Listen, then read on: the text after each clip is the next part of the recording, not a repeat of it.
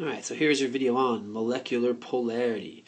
Last video was on bond polarity. This is a step up from that. So a lot of times molecules will have more than one bond in them.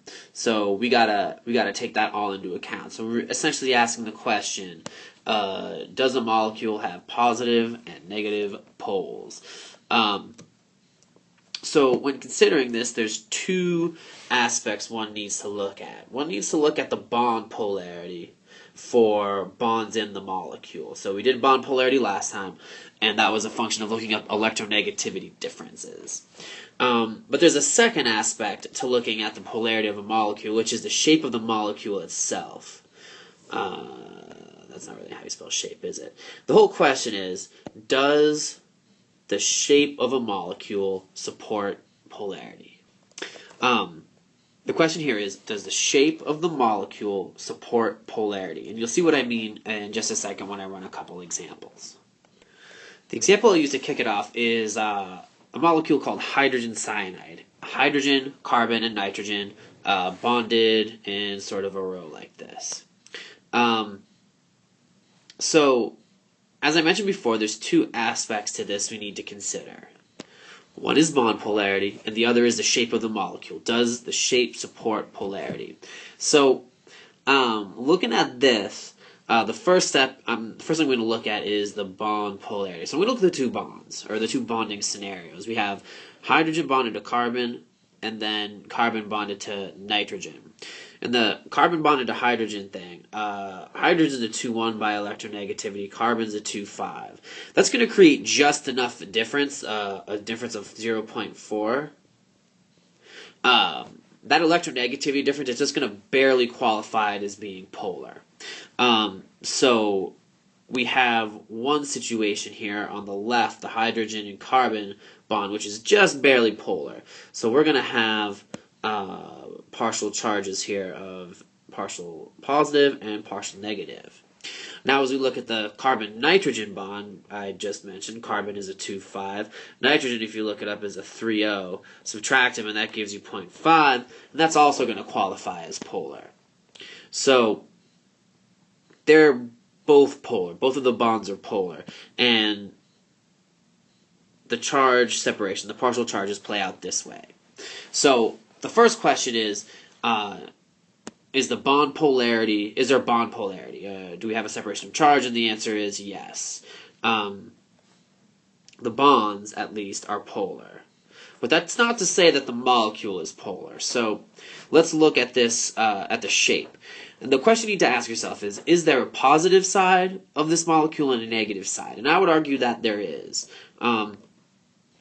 If you look, I could draw a line roughly here that divides us into a positive side and the negative side. With that said, I totally recognize the fact that we have this kind of weirdness in the middle with carbon. You're going to see that, especially with carbon, where we have a partial positive, partial negative. That's cool, but it's in the middle, so we don't really have to consider it. What we're really looking at is out on the ends. And by virtue of the fact that there's a partial positive out on this end, and a partial negative out on this end, we would say that the shape does support polarity. So we can say now that this molecule, once we've looked at the shape and we've looked at the bond polarity, this is a polar molecule. That is our assessment. So let me show you one other example. So here I have carbon dioxide. And we need to do the same thing with carbon dioxide. So we need to look at the bond polarity and we need to look at the shape of the molecule and see if it supports there being a positive and negative side. So here I have a 3.5. Carbon's a 2.5, and we've got another oxygen down here, that's a 3.5. So each one of our bonds has an electronegativity difference of 1. That electronegativity difference is going to mean that there is a separation of charge for the bonds.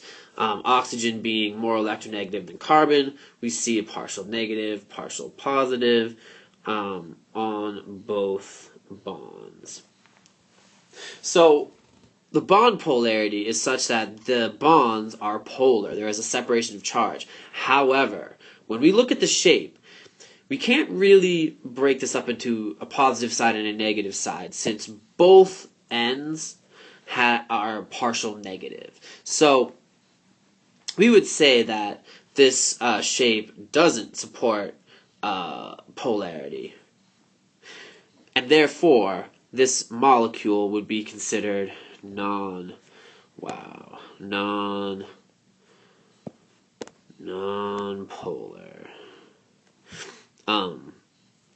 So that's how you do it. When you're looking at a molecule and trying to ascertain if it's polar or not, the molecule, you got to look at two things.